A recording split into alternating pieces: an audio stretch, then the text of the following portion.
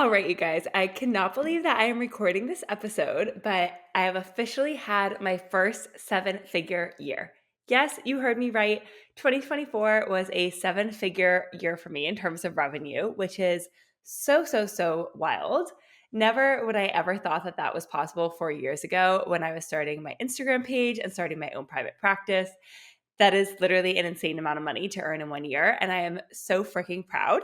So, in today's episode, we're going to do a deep dive into everything. I'm sharing income in terms of like, where did this $1 million come from, expenses that helped me get there, profit margin and how that compares to my first year as a one-on-one therapist, time off and work life balance, and four really important lessons learned. So, let's get into things. So, first off is income. So, total revenue for the year was $1,016,542. So, we definitely went past the goal a little bit, and that is okay and very exciting. And I thought it would be helpful to kind of break things down by percentages instead of like, these wacky high dollar amounts. So the Private Practice Academy bundle was 36% of my revenue. That was the largest portion of where revenue came from. And this is a combination of some launches. So I launch 3 times per year for that program. And then I also have what's called an evergreen funnel where people can take a recorded training and then get a time limited discount afterwards. So some sales from there and then some sales just directly from my sales page. So that is my biggest source of revenue. And that is really my signature program that helps therapists start their practice, start their Instagram, grow on Instagram, fill their caseload, and scale. It really is like a one-stop shop. Then next up is 22% of my revenue came from business coaching. And this is like high level, high ticket business coaching. In the beginning of the year, I was doing a mastermind for advanced therapists. We'll talk about that a little bit in the lessons learned. And then I transitioned in the second half of the year to long-term 6-month one-on-one coaching containers with a few VIP days and virtual intensives sprinkled in as well. So that was 22% of my revenue. Then next up is the Reels membership for therapists. This is where I plan Reels for you every single Monday. And that was 21% of my revenue. That is a very low ticket product. It's $37 per month. But we have a lot of therapists enrolled in that program, which is amazing and really cool to see so many therapists getting help and support with their Reels in that way. Then next up is brand deals. So this is brand partnerships. This includes sponsors for the podcast. It includes a few speaking gigs. It includes a lot of sponsored content for both my Sit with Kelly and Business of Therapy page. And that accounted for 12% of my revenue for the year. Next up is my VIP membership. So this is a pretty new offer. I launched this in December of 2023. So it was pretty much 2024 was really like the first year that it was in existence. And it is only available to therapists that are alumni of the Private Practice Academy bundle. That is $197 per month. And it includes two group coaching calls per month, like a messaging support board, some extra like bonus lessons, that kind of thing, and is really a great way for therapists that are enrolled in my signature course, Private Practice Academy, to get that more personalized feedback, get that support, that accountability, everything they need to really like move forward faster. And that accounted for 6% of my revenue, which I'm actually really pumped about with it being a brand new program. And then lastly is therapy, which was 3% of my revenue this year. I have a whole episode on my decision to see less therapy clients. If you want to tune in, I think that would be a great place to start if you haven't already listened to that episode. But that was an intentional choice by me to scale back therapy this year. And I'm really happy with that decision. Okay, so that is where the revenue of just over $1 million came from.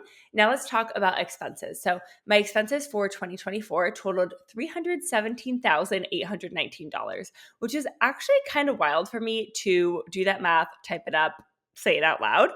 Because my first year in private practice, I earned $250,000. My second year, I earned $350,000. And so the fact that now my expenses are over $300,000 is like, whoa. I spent an average of $26,000 per month on business expenses. Now, what really does help me with this number, because that's a big number to see at once, is profit margin. So in the beginning of the year, I'd like to set a goal for my profit margin. And this year I set a goal of 65 to 70%, meaning that this does not account for taxes, right? Every single person, whether they're self-employed or not, has to pay those.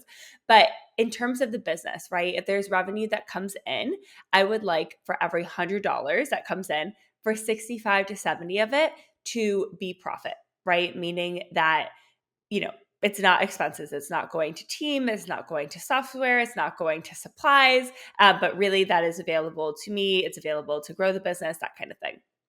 And so the profit margin for the year was actually 69%, which I'm so proud of. That is like the top end of the goal that I set.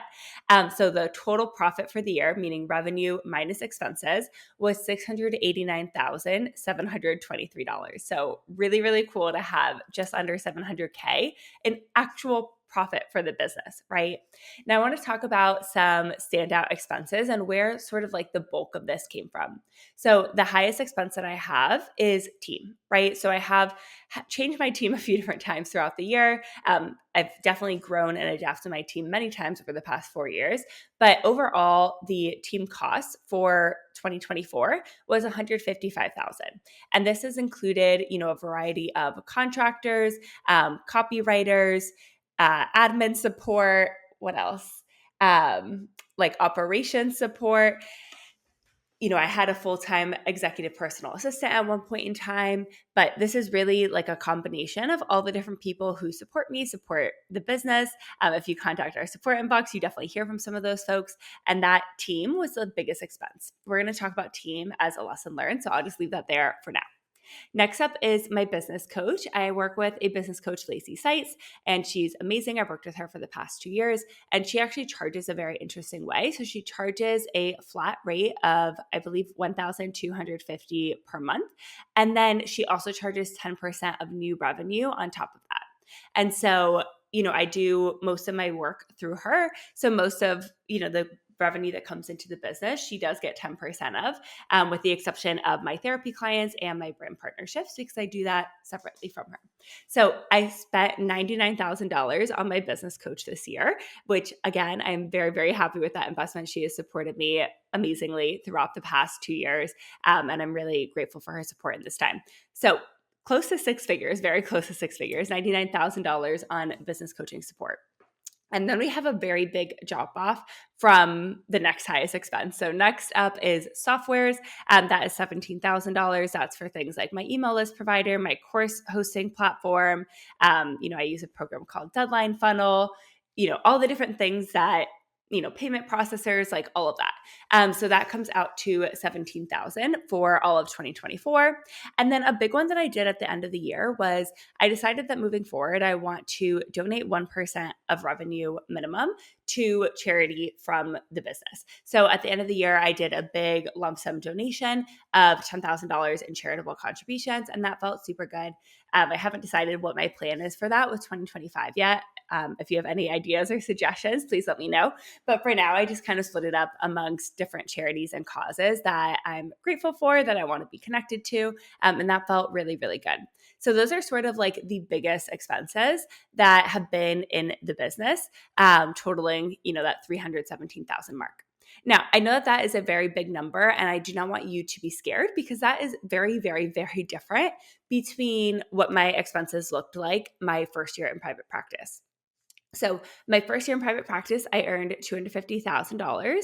My expenses averaged about $3,700 per month, and that left me with a profit margin of 88%, right? So this year, my profit margin was 69%. My first year when I was just one-on-one therapy, it was 88%, which is wild, right? And at the same time, it also makes sense, because when I was having my first year in private practice, it was primarily just me, right? I was the only clinician. I was, earning most of the revenue through one-on-one therapy clients. I did hire my sister, who helped me with Instagram graphics. I eventually ended up hiring another girl who helped me with some captions and blog posts. But for the most part, it was just me, and my highest expense was those team members. And so I've really been, as I've grown and stepped out of like only one-on-one clinical work, have been willing to invest more into team, into softwares, into support, into business coaching, into all the things to make running my business easier, right? To make it easier for me to serve more therapists, to have a better impact, while also keeping the quality of my services really, really high, right? And so it's been very worth it to me to say, okay, I'm going to invest more into team and support. I'm going to increase my expenses and lower my profit margin a bit, but I'm still going to earn enough that feels really good, where it still feels really, really worth it, where I still get really excited for every sale because I know that the majority of that money is for me still, right? It's not just going back into the business. And that's really been necessary for me to scale. So even if that profit margin is decreasing a bit, the take home difference is so worth it, right? So the first year in private practice, I earned $255,000 total. My expenses were $44,000 and I had $210,000 in profit. Compared to this year, right, I earned $1,016,000. Expenses were like $317K and I took home $689,000 in profit, right? So my profit still tripled from the first year in private practice. So that is really, really cool. Now, I want to talk about travel and time off because I do think that this is an integral part of how I have managed to scale my business, is not hating my business, right? Like it is so, so, so important that I am excited to come to work, that I am grateful for my business and what it has allowed me to do, that I do not feel like tied down and glued to my desk and stuck in my office every day. So that has definitely been like a very big passion of mine. Traveling has been one of the main reasons why I decided to even start my private practice. I definitely wanted unlimited time off. I didn't want to have to ask, people for time off. I was getting married when I was starting my private practice, and I was like, I want to take like 6 weeks off for my wedding and my honeymoon. I want to like enjoy myself and like be really present. And so I'm really, really grateful that my business allows me to do that. So some trips I went on this year. I went to Patagonia with my sister. That was amazing and so beautiful. I went to the Dominican Republic, Ibiza, Barcelona, Croatia, Bosnia, Sedona, and El Salvador on vacation. I surprised Tom with a trip to Vegas to see U2 at the Sphere for his birthday. And I got his parents to come for the surprise, which was just so amazing. We had so much fun. I traveled to New York, Connecticut, Detroit, Boulder, Jersey Shore, and Atlanta to celebrate friends for weddings, showers, birthdays, that kind of thing. And, I still ran a very, very successful business. And this has really been true from the beginning, right? So you might have seen an article that came out in Business Insider the first year that I did my private practice. And it was titled something like How I Made $250,000 my first year as a virtual therapist with a 30-hour work week, right? And so that was true, and something I prioritized from the very beginning was work-life balance. Now I would say my work schedule actually looks a little bit different, and I hope it changes again in 2025. So in 2024, in full transparency, I did work, much closer to 40 hours than 30 hours when I was working. And I think a really big reason for that was I was traveling at least once a month, if not 2 or 3 times per month. And so the times when I was working, when I was in my office, I was like, we are focused in, we are going. I have a lot of calls this week. I have a lot of things I'm getting done. And then I would take time off and be on vacation and I wouldn't really do anything, right? I would like post an Instagram story. I would check in with like client messages in Slack, but I was working for sure less than like 30 minutes a day. And so that sort of like up and down balance has caused like heavy work sprints when I'm here in the office, and then a lot of relaxation, a lot of recharging, a lot of disconnecting when I'm doing all of this travel. And so that has felt really good for 2024. For 2025, my goal is actually to travel less. My husband and I are hoping to get pregnant this year. And I really want to focus on like building a life and a community and just like, having more time for interests and that kind of thing here at home versus always traveling, always going, always, jet set into somewhere new. So that should look a little bit different this year. I'm hoping that without like so much travel, my work schedule might be down to like 25, 30 hours per week as sort of like a more typical baseline. So we'll see what that ends up looking like. But at the end of the day, I want you to know that you are the most important thing in your business, right? You are the most valuable asset. And so it is very, very important that you take care of yourself. right? It is very important that you are building a business that you like, a business that you love, a business that fuels you, a business that allows you to live your life outside of work. And so if that looks like travel for you, please prioritize the trips, right? Put them on your calendar now for 2025. Even if you don't know where you're going, take some time off. That is so, so, so important. If it's something else, right? Maybe it's, spending the afternoons with your kids when they get off of school. Spend your time doing that, right? Like block off your calendar. Do not see therapy clients into the evening. Whatever it is that you want to do, please find the time and prioritize it, because that is the best part of being a business owner. And I know sometimes it can be uncomfortable. It can lead to challenging conversations, but I promise you it is so, so, so worth it. Now, I don't want you to think that I have this 100% figured out. There were definitely times this year where I inched towards burnout, and I want to share what I did with some valuable lessons learned.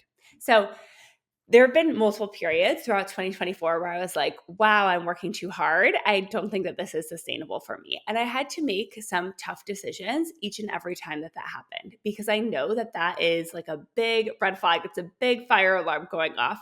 And I'm like, okay, I need to slow down and take care of this. So the first thing was I closed my mastermind down. So in the beginning of this year, I did a 6-month mastermind from January till the end of June, and it was called the Beyond Therapy Mastermind.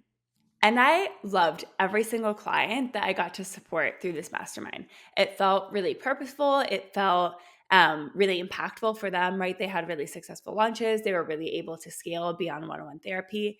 And it also felt really challenging for me, because it was very time consuming for me to give the level of support that I wanted to give people and the level of support that they needed in this advanced cohort with limited one-on-one support calls and with limited one-on-one support and calls, right? And so most of the support was in group settings and calls, and then there was one-on-one messaging support. And because there was so much time in group calls, much of the one-on-one support with like diving into their specific issues, their funnels, their launch plans, their businesses was really done through messaging support. And that was challenging for me to support. There was 10 clients in the mastermind who were at various different stages of launches, but were all really going like full on towards their goals in the way that I wanted to, in a sustainable way. So I definitely gave it my all. I am very happy with the results that clients got in. I got great feedback from them, but I decided that long term, that was not going to be a sustainable business model for me. And so I decided to close the mastermind, to not do another cohort of that. And instead, I took on a handful of long-term one-on-one coaching clients. We meet 3 times per month, so there's a lot of support on calls. We're able to talk things through. And then there is that messaging support in between. But it just feels so much better for me to be working with a smaller number of people, to be more present with them, showing up on calls, getting that live-to-live interaction, and then also having that messaging support in between. So that was like a tough decision I had to make, right? My mastermind was bringing in about $16,000 per month. It was something I really enjoyed. Also, it felt like really good. I was working with a lot of really like high level therapists who I looked up to, who had like bigger Instagram followings than me, who were doing really, really helpful things, had, amazing courses that were like supporting hundreds of people. Like it was a very cool program to lead and to be a part of. But at the end of the day, I had to decide like, this is not giving me like the work-life balance I want. And so while it was really fun and I'm really glad that I did that experience, I knew that it wasn't sustainable for me to run like cohort after cohort of that program. Another time that was very unsustainable was the end of 2024. So I had back-to-back launches for August, September, October, and November. So in August, I launched the podcast. In September, I did a private practice academy launch. October, I did a Reels membership launch. And then November, I did a Black Friday launch. And launches are very like full on. If you've not been around on social media or my email list, join, check it out. You will see I send 1 to 2 emails every day during a launch. And also, I'm showing up with a reel or a post. I'm posting multiple stories. I'm very active in my DMs and my emails. And, the rest of the business is running, right? I'm still seeing my therapy clients. I'm still seeing my coaching clients. I'm still filming for brand partnerships. So it is very full on. And, I'm grateful I have a team that supports it a lot, but there is a lot that still needs to be met, right? In terms of content, getting back to people, sending voice notes, like that kind of thing. And so, and with a podcast launch for sure, that was like all me, right? And so to have back-to-back launches in August, September, October, November was like I am maxed out, cashed out, done. And so I've really had to look at my schedule for 2025 and be much more intentional with like, that's not going to work, right? Even if that means that that is one less big month, if that means a dip in revenue, like I am okay with that, but I need some breaks in between launches and cannot be doing that again. So that was a beautiful lesson learned and something I will definitely be taking into 2025. Last lesson in terms of burnout was team, right? So I've had a lot of team changes this year. I've had people quit, I've restructured, I've hired new people, I've onboarded, I've changed roles. And so that has taken a lot of time and it's been a lot of change and it's been a lot of like onboarding and training and readjusting expectations and giving feedback and all of the things. And that's okay, right? I'm really trying hard not to make that wrong. My business is still in year 4. We're still having like really big revenue jumps. So in 2023, I earned 700K and then we jumped to $1 million this year, right? And so I'm very much still in like the startup phase of growing a business. And so that is going to involve a lot of changes with team because the business is changing quite rapidly. So that has been like a big focus for me. And just sort of like allowing myself to stop, reflect, think about what feels good, think about the support that I need. Another thing that I've noticed is brand deals take up a lot of time for me, right? And they accounted for, I think it was 12% of revenue. Yes. And so that is something I definitely want to get more support on in 2025. So I ended up hiring or onboarding with like an influencer agency towards the end of 2024. And that's been amazing. So they're helping with things like, sort of the admin side of brand deals, right? So I get a lot of inbound requests of people asking to partner. They sort of handle that conversation. They negotiate, in terms of like, what are the deliverables? What are the rates? They get everything onto like a calendar for me, that kind of thing. But then I'm the one who's like planning the content, filming the content, editing the content, posting the content, that kind of thing. And so I hope in 2025 to get some support with actually like editing videos and even being the one to like hit post on Instagram. So we will see how that goes. But that is definitely something I'm thinking about as I'm working on like scaling the brand deals even further is where can I take myself out of it, right? So I absolutely love being the content creator, the visionary, the one coming up with ideas. Obviously, I'm going to be the one face to camera, but somebody else could probably edit those reels. They do take quite a long time, especially because I tend to go a little more full out in the creative process with brand partnership ones. So that will definitely be nice to get some support. Okay, next lesson learned is the importance of detaching from the outcome. So I set a goal in the beginning of 2024 that I wanted it to be $1 million year. And that was really scary for me to say out loud, to share with my family, to share with my business coach, to share with the internet, right? To share on this podcast, all of the things. Because it is very scary to be seen trying and to potentially fail or to not meet that goal, right? And so I really had to detach from that outcome because there were many times where I thought that that goal was not going to happen. So at the beginning of the year, we were like perfectly on track to meet the goal of $1 million. And then in August, I had my lowest revenue month in a very long time when I was working on the podcast. I was not launching anything that was like bringing in revenue. And I had just taken off like several weeks to go to Europe. And so I was not really working a ton then either. And, we very much lost the pace for being on track for $1 million a year. And that was really scary because podcast episodes get filmed in advance. And so I was launching the podcast in August, but I was filming a lot of that content in June and July. So that way we could figure everything out, our intros, our outros, the sounds, all that stuff. And so I had made a podcast episode that was like from $45 an hour to $1 million a year. And so I was claiming this goal. I was saying it out loud for the first time. And then by the time the podcast was getting ready to air, I was like, oh, shoot. I might not make $1 million this year. Like, that's going to be embarrassing. And I was really scared that that wasn't going to happen. September, I had a 6-figure month. So things went like right back up after that. But I was still about $50,000 behind where I needed to be in order to get to that goal. And I was nervous because in December of 2023, the year prior, that was a pretty low month for me in terms of like I had taken a lot of time off for the holidays and all of that. And so it was one of my lower months of the year. And so I was like, I should be like ahead of my goal right now if December is going to be a low month. And I was like $50,000 behind.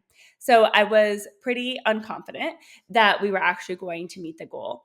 And I still had to show up and do all the things, right? I still had to sell with conviction. I still had to show up and make my content. I still had to serve my clients. I still saw my launches through.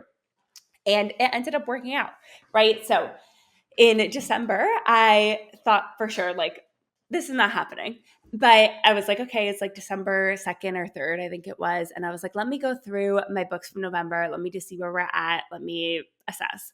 And I realized that I was still at that point about $50,000 behind of where I needed to be in order to get $1 million, right? And so I already had some like recurring payments coming in from one-on-one coaching clients, the Reels membership, my VIP community, some brand deals I knew were going to be paid out in December. And on top of that, I needed another $50,000 to get to that $1 million mark. And I spent about 2 days thinking about it and really trying to decide, was I going to push in December to get this goal? Or was I just going to say, $950,000 is a heck of a year as well. Like, this is good enough. I can leave this be. And I ultimately decided I was going to push, but I was going to push in a very low lift way because I was really, really struggling with burnout after my launches in August, September, October, and November. And so what I decided to do was really focus on one-on-one for that push, right? Because I knew, for instance, if I was going to sell Private Practice Academy, I would need to sell like 50 additional Private Practice Academies in order to meet that goal. And that was going to be a lot of work, right? And so instead, what I decided to focus on was high-level one-on-one coaching. So I opened up 2 coaching slots for new clients, and I ended up doing a bonus for people who paid in full. So they got a one-time VIP day in person, which was really cool if they paid the full like $18K up front to work together over 6 months. And so I filled both of those spots, one with a new client, one existing client actually decided to prepay her contract for next year and lock in that VIP day, which was really cool. I sold 2 intensives to one therapist, which I'm super excited to be doing that with.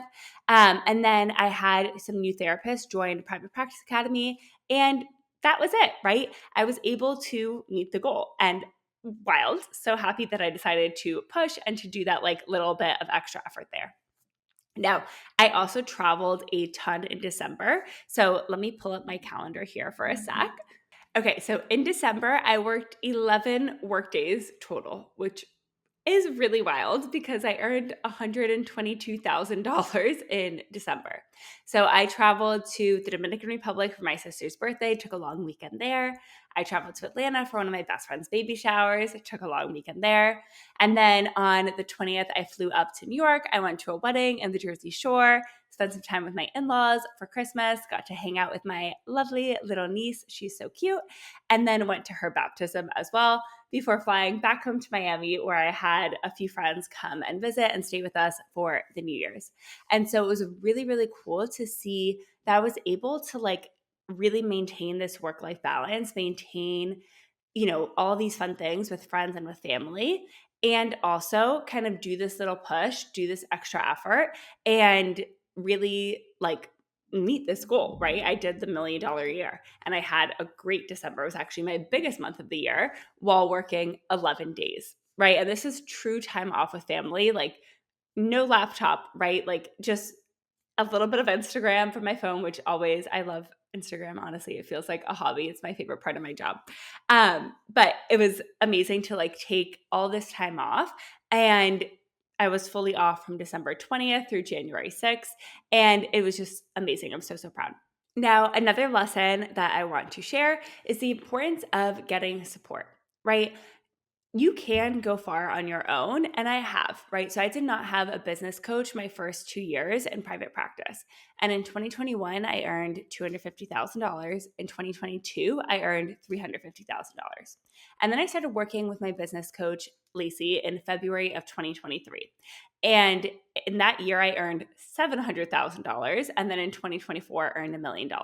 So, can you do it alone? Yes, for sure, right? Like very, very successful business without a coach. And now that I have worked with a coach for 2 years, I don't think I would do it again, right? I don't think that I would choose to do this alone.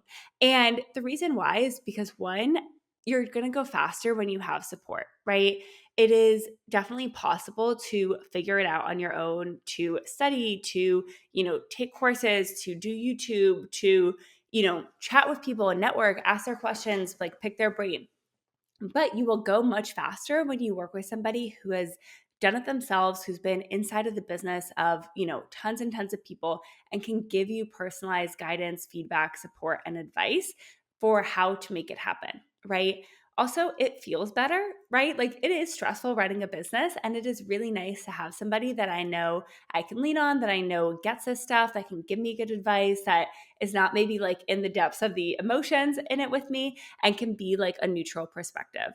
And so, definitely, I would highly recommend getting a business coach if you are somebody who has really big goals for the year.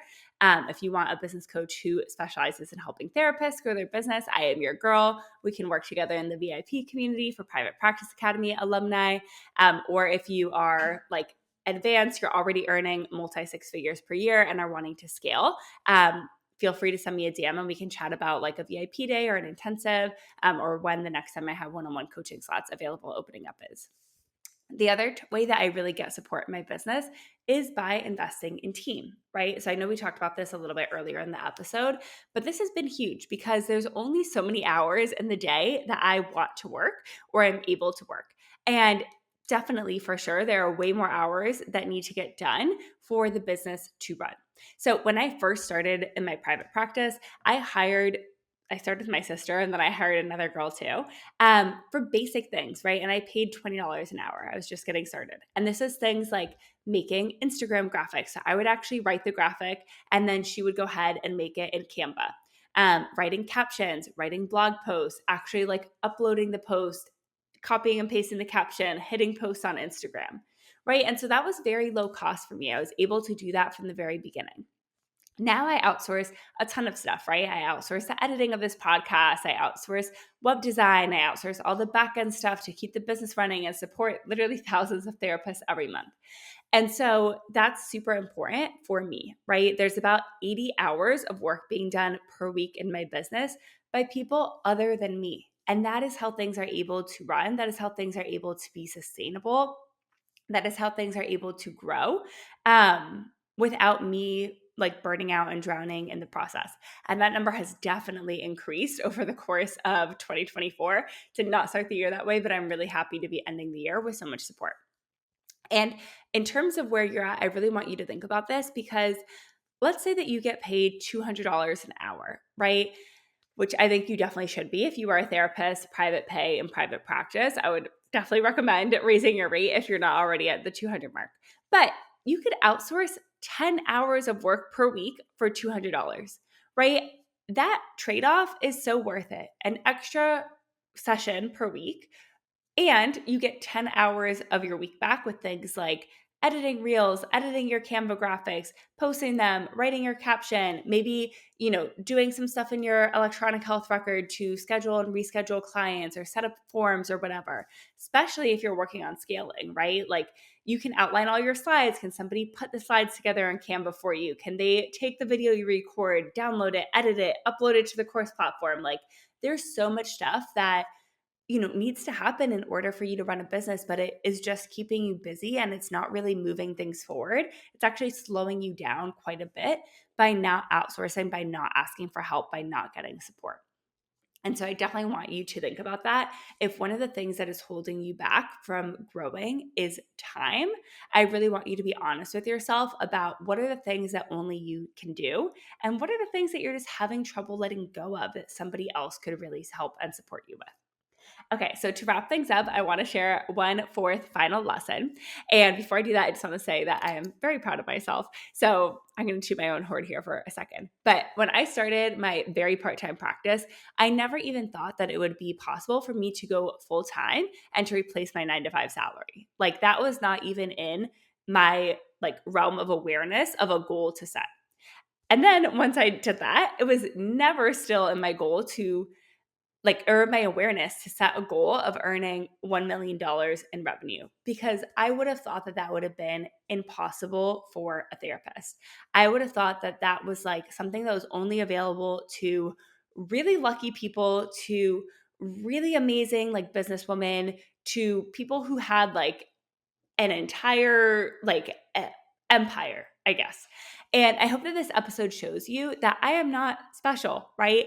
That you can have bigger success than you think, and that I do not deserve to be like up on a pedestal, right? I am not perfect. I have had struggles in my business. I really hope that that is something that I've tried to convey in this podcast, just like in general, not just this episode, but that business is ups and downs, right? And I think what really sets successful business owners apart is the ability to keep doing it, to put one foot in front of the other, to not quit when things get hard, and to keep showing up. And that has really been what has allowed me over the last 4 years to scale to this point of $1 million in a year. And all of that said, like to be honest, even aside from the money and the financial success, which is really, I like that it's very easy and tangible to look at and say, like, yes, I did that. Yes, that is successful, right? I'm most proud of how I've shown up for other people this past year, right? And I guess that that is the therapist in me, but the impact that I've made has been the most valuable to me. So I haven't taken on a new therapy client over 2 years because my therapy clients are happy, right? Because they stay with me, because there's not turnover, right? Like occasionally I will discharge somebody because they're doing well and they've met all of their goals.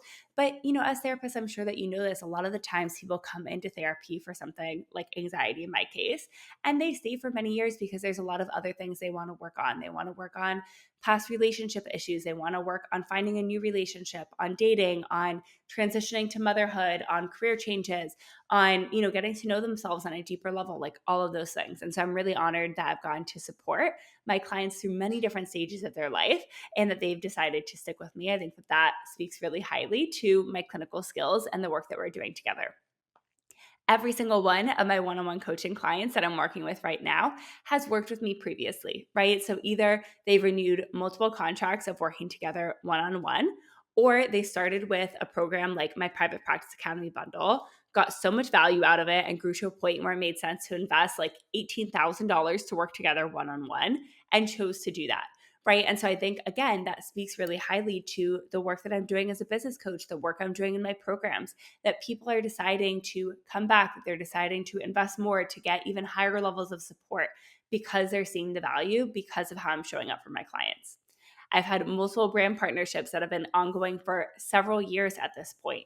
Why? Because I create good content, because I sell the heck out of it, because I know and believe in their product and service and how it helps therapists, and I'm willing to show up and tell my community about that, right?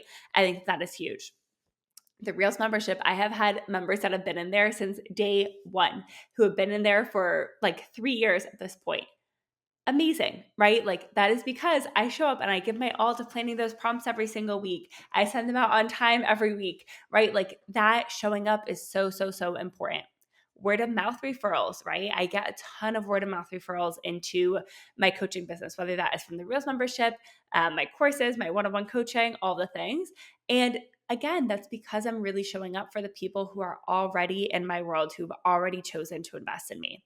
And I really want you to sit with that for a minute, because one of the best things that you can do is to show the F up for the business that you already have, right? If you want to get to the next level, I want you to commit to showing up for this business that is currently yours, right? Even if you have one therapy client, be the best therapist that you can be for your client. Retain them. Do the collateral calls, right? Like if they have a prescriber, talk to them. If they have a nutritionist, talk to them. If they have a school counselor, talk to them, right? Like get to know the other helping professionals in their life, show up for that client, give your best to every session, and that is going to serve you, right? You will get word of mouth referrals that way. Really, really connect with the people who are already in your community, even if it's just a few hundred followers, even if it feels like they're all just other therapists. Create content as if you have thousands of people watching already. Do the Q&As, talk in your stories, show up, be yourself, put yourself out there, right? And that is going to build such a deep, strong, loyal community that can fill your clients. It can fill your caseload with just a few hundred people, right? And it will set you up that when you grow, you will have amazing engagement. You will get brand deals. You will get all the things because you focus on the community that you had from the beginning. Deepen your relationship with referral sources, right? So if somebody has sent you a referral client ever, please reach out to them, send them a thank you card, invite them to coffee, virtual or in real life. Get to know them better, hype them up on Instagram, do all of that. Because the key to growing your business, one of the keys, is to show up for your people, right? Like marketing is very important. I'm a huge, huge, huge fan of marketing. But if you are a good marketer and you are not a good therapist, or you are not a good business coach, or your course is bad or whatever, you're never going to have a sustainable business because you are always going to be getting new people in, new people in, new people in. And you're going to be like fighting against the river with people leaving, with people like saying bad things about you on the internet, with people being unhappy with their services, with people asking for refunds. And so you really need to make sure that, yes, you are marketing and you are bringing new people into your business. That is super important for growth, but that you are doing everything you can to give everybody who works with you the best client experience, right? You want people to be so proud to work with you. You want them to be so happy that they decided to invest, however much it is that you charge for whatever service you charge. You want people to feel so good in the value that they're getting. And I really think that that has been a huge key for me in 2024. And I'm so proud of the work that I've done with every single therapist that I've helped. And yeah, I'm really honored and lucky to call this my job. So that is my spiel for today. I hope that this is helpful. And I really just thank you for celebrating with me. This is an incredible milestone that I cannot even believe that we are here. But this is how I made $1 million in 2024. And I will talk to you soon. Bye.